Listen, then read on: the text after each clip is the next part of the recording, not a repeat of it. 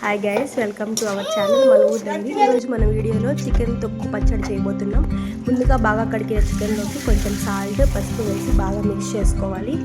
బాగా మిక్స్ చేసుకున్న తర్వాత స్టవ్ ఆన్ చేసి గ్యాస్ పైన సేమ్ అట్లే ప్యాన్లో పెట్టేసేయాలి. ఆయిల్ ఏమి యాడ్ చేయకూడదు. అట్లా బాగా వాటర్ లేకుండా డ్రై అయ్యేదాకా బాగా వేయించుకోవాలి.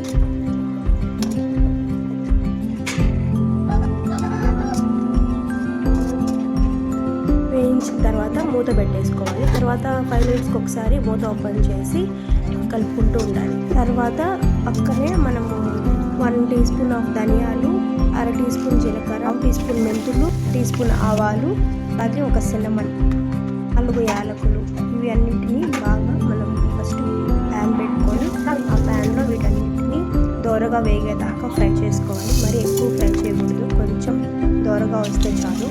బాగా ఫ్రై చేసుకున్న తర్వాత వాటిని మిక్సీ పట్టేసి ఒక పౌడర్ లాగా వేసుకోవాలి.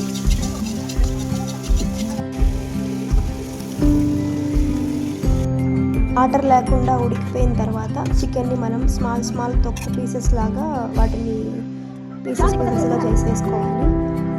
తొక్కు పచ్చడి కాబట్టి చిన్న పీసెస్ అయితే చాలు. మరి ఎక్కువ చిన్న కాకపోయినా కొంచెం మీడియం సైజ్ పీసెస్ లాగా మనం చేసుకోవాలి.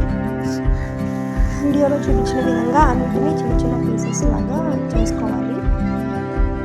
తర్వాత ప్యాన్ పెట్టుకొని ప్యాన్లోకి 1/2 లీటర్ పల్లి నూనె యాడ్ చేసి తొక్కు చేసి పెట్టుకున్న చికెన్ పీసెస్ని ఆయిల్లో చేసి వాటిని గోల్డెన్ బ్రౌన్ కలర్ వచ్చేదాకా ఫ్రై చేసేసుకోవాలి. మరి ఎక్కువగా ఫ్రై చేయకుండా కొంచెం మీడియంగా ఫ్రై చేసేసుకోవాలి. మరి ఎక్కువ ఫ్రై చేస్తే ఎక్కువ హార్డ్ అయిపోతుంది.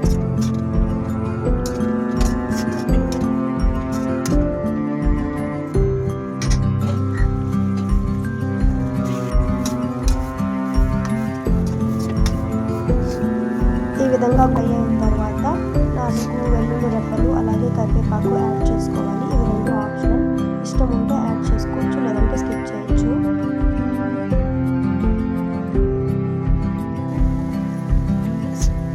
తర్వాత ఇంట్లో రెడీ చేసి పెట్టుకున్న అల్లం వెల్లుల్లి పేస్ట్ 1 టీ స్పూన్ యాడ్ చేసి బాగా మిక్స్ చేసుకోవాలి. పచ్చి వాసన పోయేదాకా దానిని బాగా ఫ్రై చేసుకోవాలి. ఫ్రై అయ్యాక స్టవ్ ఆఫ్ చేసి ముందుగా రెడీ చేసి పెట్టుకున్న మసాలా పౌడర్ని అందులోకి యాడ్ చేసి మిక్స్ చేసుకోవాలి. తర్వాత 2 టేబుల్ స్పూన్స్ ఆఫ్ కారం అండ్ తగినంత ఉప్పు వేసుకొని కలుపుకోవాలి.